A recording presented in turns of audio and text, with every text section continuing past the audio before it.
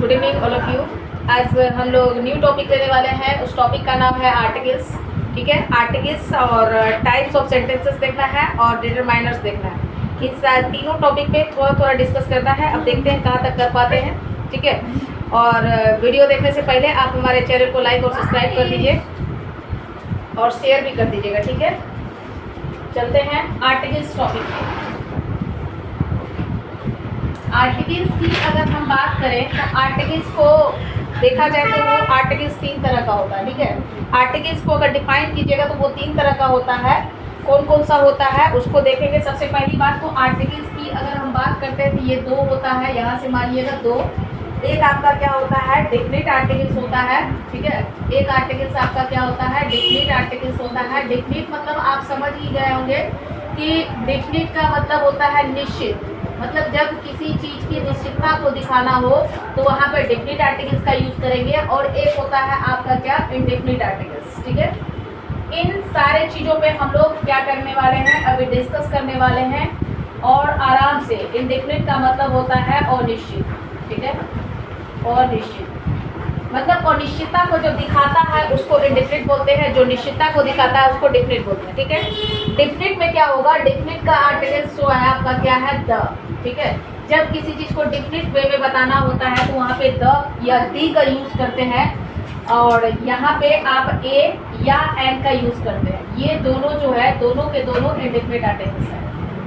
अब बात आती है कि हम ए किसके साथ यूज करेंगे और एन किसके साथ यूज करेंगे। तो सिंपल सा फंडा है कि आप अल्फाबेट पढ़े होंगे। अल्फाबेट में 2 चीज होता है, एक आपका वोवेल साउंड होता है, एक कॉन्सोनेंट होता है। तो वोवेल तो आपको अच्छे से पता होगा कि ए ई आई ओ यू 5 वोवेल्स होते हैं और कॉन्सोनेंट अब बाकी के रेस्ट जितने भी बचते हैं वो सारे के सारे क्या है, कॉन्सोनेंट। यानी कि दैट मीन्स कि 26 अल्फाबेट होते हैं। उस 26 अल्फाबेट में से 5 वोवेल्स हो गए तो 21 जो आपका होगा वो आपका क्या होगा, कॉन्सोनेंट होगा। ठीक है, तो यहाँ पे ए जो होगा ये क्या करेगा, ये कॉन्सोनेंट साउंड रहेगा तो वहाँ पे लगेगा कॉन्सोनेंट साउंड के साथ। और एन जो होगा ये किसके साथ होगा, वोवेल साउंड के साथ, वोवेल साउंड के साथ। ठीक है, अगर हम वोवेल की बात करते हैं तो वोवेल जो है वो आपका कितना है, 5 है। ए ई आई ओ यू, ये 5 आपका क्या है, वोवेल्स है। ये 5 आपका वोवेल्स है। ठीक है, बाकी के रेस्ट जो बचते हैं वो आपके क्या है, कॉन्सोनेंट है। 21 अल्फाबेट जो बचा ये आपके क्या है, कॉन्सोनेंट। ठीक है, इतना चीज़ तो आप अच्छे से समझ गए। और आपको ये भी समझ में आ गया कि जहाँ पर डेफिनिट बातें करेंगे वहाँ पे दी का यूज़ करेंगे और जहाँ पे कॉन्सोनेंट साउंड रहेगा वहाँ पे ए का यूज़ करेंगे, जहाँ वोवेल साउंड रहेगा वहाँ पे एन का यूज़ करेंगे। बस इतना ही है, इससे ज़्यादा कुछ है नहीं और इस टॉपिक में ज़्यादा दम है नहीं। फिर भी हम 3-4 एग्जाम्पल लेके आपको दिखा देते हैं कि किस तरीके से इसको यूज़ करना है। ठीक है, जैसे यहाँ पे इंडेफिनिट आर्टिकल्स की डेफिनिट आर्टिकल्स की अगर हम बात करते हैं, डेफिनिट आर्टिकल्स की अगर हम यहाँ पे बात करेंगे तो किस तरीके से होगा उसके बारे में हम लोग डिस्कस करेंगे।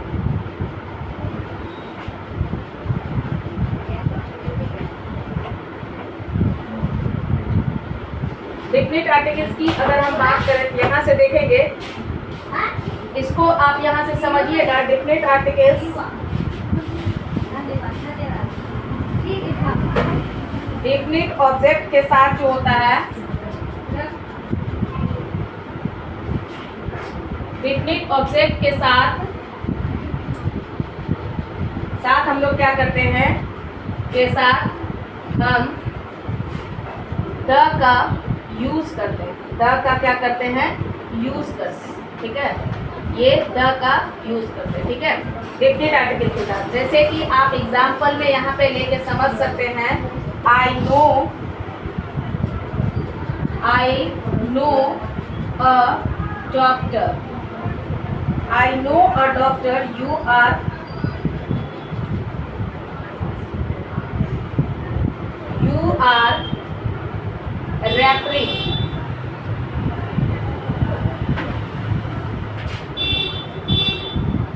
referring to the truth. अब देखिए यहाँ कहता है मैं उस डॉक्टर को जानता हूँ जिसके पास तुमको रेफर किया गया था। अब यहाँ पे देखिए यहाँ पे निश्चितता वाली बात बोल रहा है, लेकिन यहाँ पे यूज किया क्या है ए। तो ए जो होता है ये किसके साथ आता है, ये कॉन्सोनेंट के साथ आता है। ये किसके साथ आता है, कॉन्सोनेंट के साथ आता है, कॉन्सोनेंट साउंड के साथ ये आता है।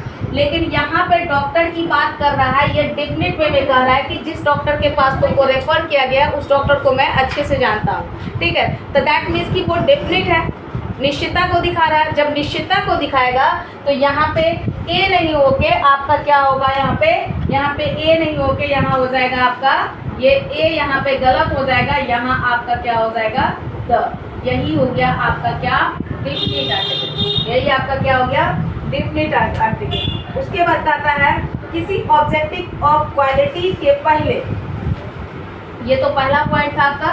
दूसरा पॉइंट क्या कहता है, किसी ऑब्जेक्टिव ऑफ क्वालिटी के पहले, ऑब्जेक्टिव ऑफ क्वालिटी के पहले, ठीक है। ऑब्जेक्टिव ऑफ क्वालिटी के पहले क्या करते हैं, यहाँ से दी का यूज करते हैं, दी का यूज करते हैं। एडजेक्टिव ऑफ क्वालिटी के पहले दी का यूज करते हैं, ठीक है। तो दी का यूज कैसे करते हैं वो देखिएगा। जैसे यहाँ पे लिखेंगे, एग्जाम्पल में आप ले सकते हो,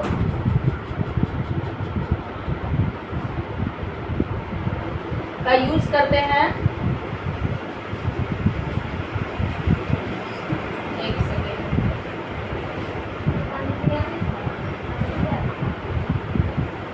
और इसमें इससे पूरे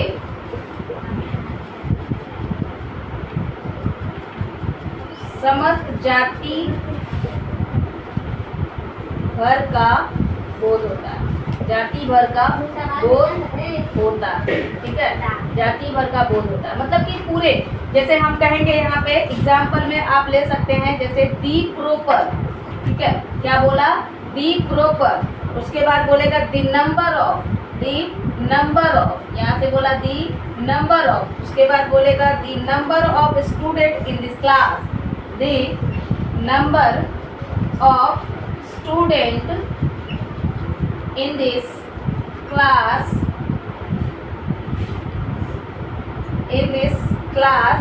is 30, ठीक है। तो यहाँ क्या कह रहा है कि इसका पहला पॉइंट जो बोला, कहा कि डेफिनेट ऑब्जेक्ट के साथ क्या करते हैं हम लोग, द का यूज करते हैं। डेफिनेट ऑब्जेक्ट के साथ द का यूज करते हैं, मतलब कि जहाँ भी आपका ऑब्जेक्ट डेफिनेट हो उसके साथ हम लोग क्या करते हैं, दी का यूज करते हैं। दूसरा क्या कहता है कि किसी भी ऑब्जेक्टिव, मतलब ऑब्जेक्टिव ऑफ क्वालिटी के पहले, मतलब कि किसी भी ऑब्जेक्ट का अगर क्वालिटी को दिखाया जा रहा है तो उसमें जो हम लोग दी का यूज करते हैं, तो यही दी जो होता है, ये दी जो होता है, इसका जो हम लोगों ने यूज किया, ये दी का जो यूज किया, ये दी जो होता है ना, होल कास्ट को क्या करता है, यहाँ पे दर्शाता है। होल कास्ट को मतलब पूरी जाति भर का बोध करा देता है, समस्त जाति भर का, मतलब कि जितना भी उसका होगा। जैसे आप यहाँ देख लीजिए, हम बात कर रहे हैं किसकी, कह रहे हैं स्टूडेंट की। तो ये स्टूडेंट जो होगा, आप अच्छे से जान रहे होंगे कि स्टूडेंट को हम लोग क्या कहते हैं, कॉमन नाउन कहते हैं। स्टूडेंट को क्या कहते हैं, कॉमन नाउन। तो स्टूडेंट कहने से ये क्लियर नहीं हो रहा है कि यहाँ लड़का है या लड़की, दोनों हो सकता है, दोनों है। टीचर कहने से क्या ये नहीं हो रहा है कि मेल है या फीमेल है, ठीक है। डॉक्टर कहने से ये क्लियर नहीं हो रहा है कि मेल है फीमेल है। तो जस्ट लाइक वैसे ही यहाँ पे आप स्टूडेंट को देखिएगा, तो स्टूडेंट जो हो गया कॉमन नाउन हो गया। तो कॉमन नाउन दैट मीन्स क्या, कॉमनली टू एवरी पर्सन, ठीक है। मतलब कि पूरे समाज, पूरे जाति का बोध कर रहा है। स्टूडेंट कहने से जितना भी लड़का लड़की पढ़ता होगा सब के सब स्टूडेंट हो गए, चाहे वो गर्ल्स हो या बॉयज हो, फर्क नहीं पड़ता है, ठीक है। यहाँ कह रहा है the number of student in this class is 30, that means कि इस क्लास की एक्यूरेसी जो है वो 30 स्टूडेंट की है, ठीक है। तो टोटल स्टूडेंट इसमें 30 बैठे हुए हैं और उसमें उसके एक्यूरेसी को दिखा रहा है। तो दैट मीन्स कि इस क्लास जो है ये आपका क्या हो गया, ऑब्जेक्ट हो गया। इसकी क्वालिटी क्या है, इसकी क्वालिटी है कि ये 30 स्टूडेंट को यहाँ पे के लिए वैकेंट है, ठीक है। तो यहाँ the number of student in this class is 30। ये तो हो गया डेफिनेट आर्टिकल्स। अब थोड़ा सा बात करेंगे हम लोग इंडेफिनिट आर्टिकल्स का, ठीक है। स्टार्ट। अब बात करते हैं इसी पॉइंट के आगे, डेफिनेट के ही आगे यहाँ कहता है नोट पे कुछ पॉइंट्स है। जैसे कहता है अ नंबर ऑफ, क्या बोला, a number of. A number of का मतलब हुआ क्या, बहुत, ठीक है। अ नंबर ऑफ का मतलब क्या हो गया, बहुत। अब यहाँ से इसका एग्जाम्पल को हम लेते हैं, उसके बाद फिर एक्सप्लेनेशन देंगे। अ नंबर ऑफ स्टूडेंट,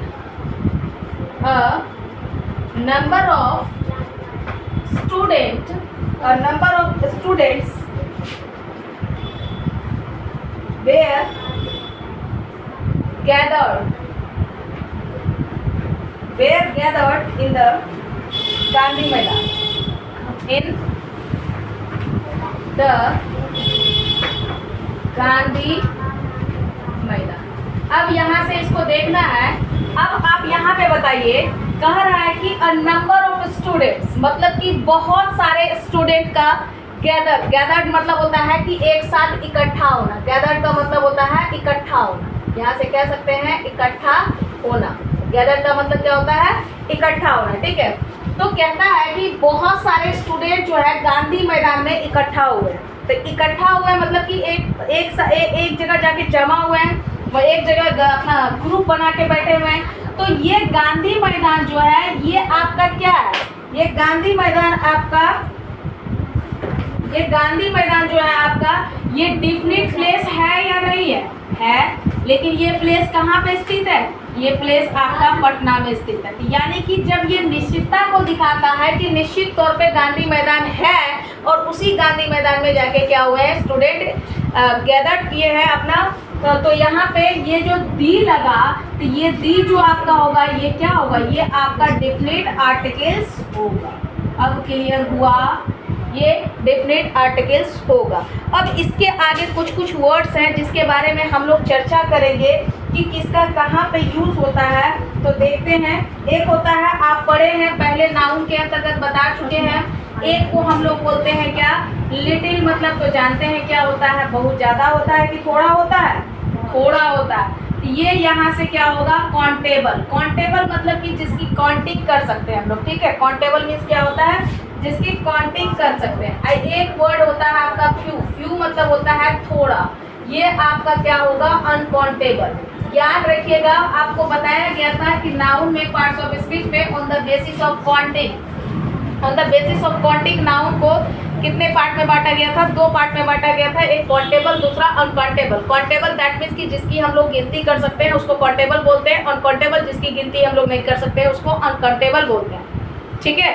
अब हम लोग यहाँ पे डिस्कस करने वाले हैं लिटिल का मतलब क्या होता है। तो ये पहला पॉइंट जो है लिटिल का मतलब होता है न के बराबर। लिटिल का मतलब होता है न के बराबर, बिल्कुल नहीं। तो यहाँ पे आप इसका एग्जाम्पल दे सकते हो।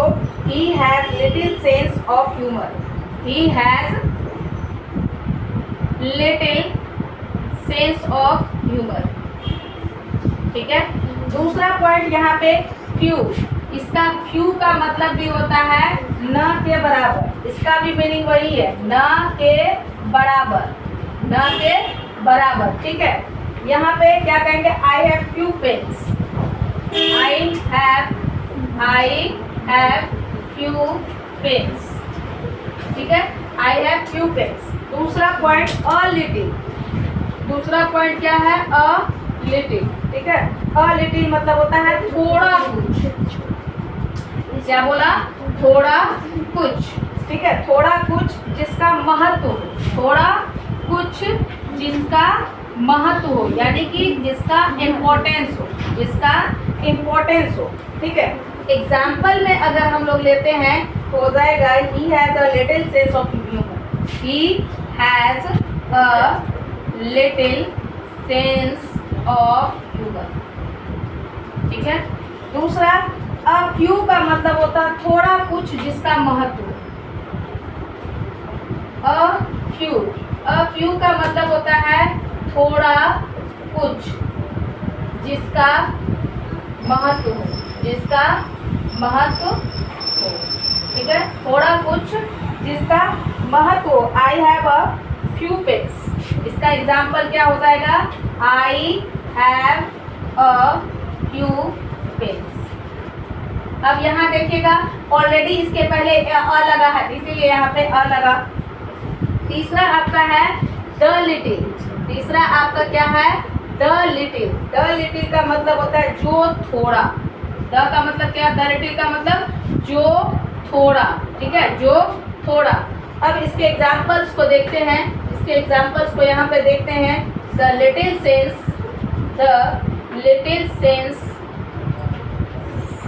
Of humour, the little sense of humour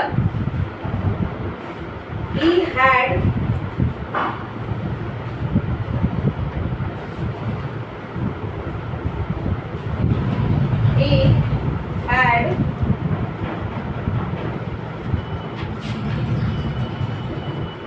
the little sense of humor he had या has दोनों में ले सकते हैं। already used, ठीक है। उसके बाद तीसरा क्या है, द फ्यू। तीसरा पॉइंट आपका द फ्यू,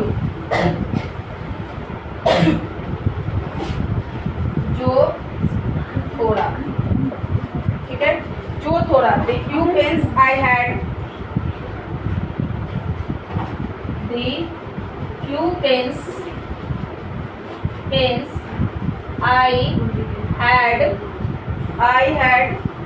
I sold.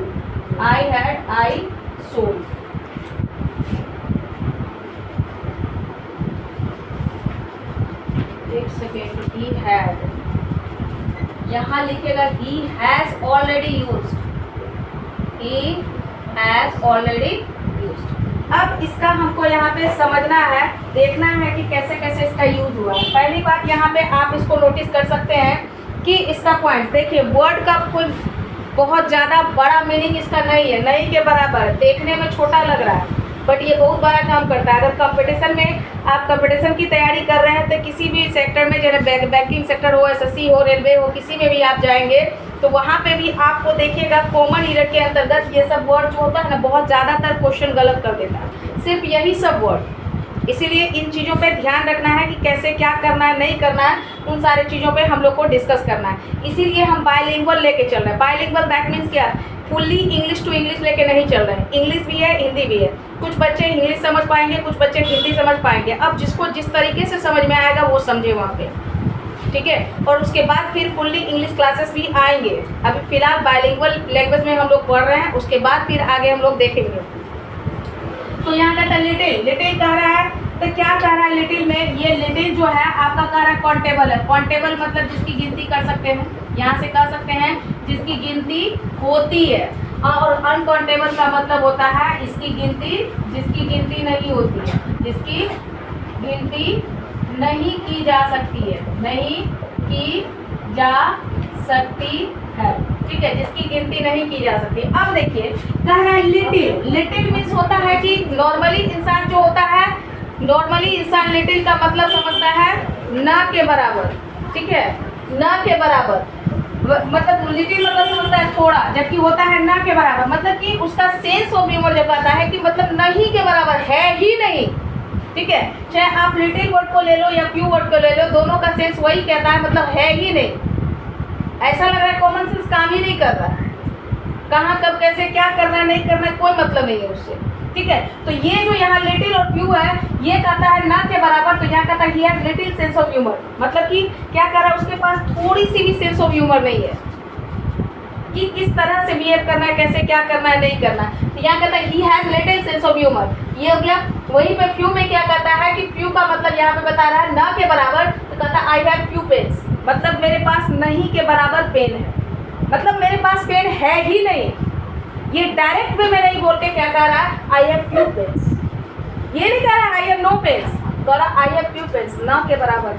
मतलब समझ लो डायरेक्टली, इनडायरेक्टली नहीं कहो तो डायरेक्टली ये बात कहना चाह रहा है कि मेरे पास है ही नहीं तो मैं दूँ कहाँ से, सिंपल सा घटा।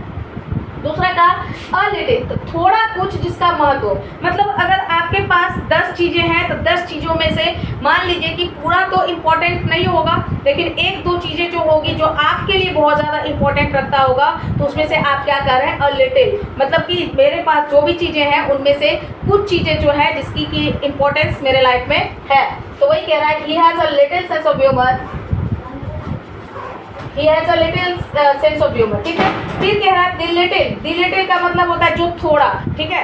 ये क्या कह रहा है, द लिटिल का मतलब होता है जो थोड़ा, अ लिटिल का मतलब क्या हुआ, थोड़ा कुछ जिसका महत्व, ठीक है। कहता है the little sense of humour he has already use, मतलब जितना भी उसके पास जो थोड़ा भी सेंस ऑफ ह्यूमर था उन्होंने ऑलरेडी पहले यूज कर चुका है, मतलब अब उसके पास है ही नहीं, जो भी थोड़ा था वो खत्म हो चुका है। फिर यहाँ कहता है, आप देखिएगा फ्यू तो बता चुके हैं, अब फ्यू बोला है, कहता है थोड़ा कुछ जिसका महत्व हो, मतलब जो कुछ भी है मेरे पास उसकी महत्व तो हो। अगर मान लीजिए मेरे पास एक पेन है तो हमको एक ही पेन से मतलब है, यही पेन हमारे लिए इंपॉर्टेंस है, यही हमको काम दे सकता है, दूसरा कोई तो नहीं दे सकता है।